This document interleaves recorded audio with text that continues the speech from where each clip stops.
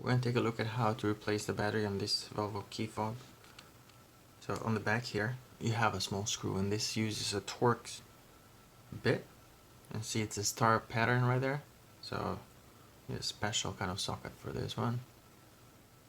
But once you remove the screw, then you can go ahead and remove that back cover. You just pop it out a little bit and then push it forward like so. And then right here you have the battery.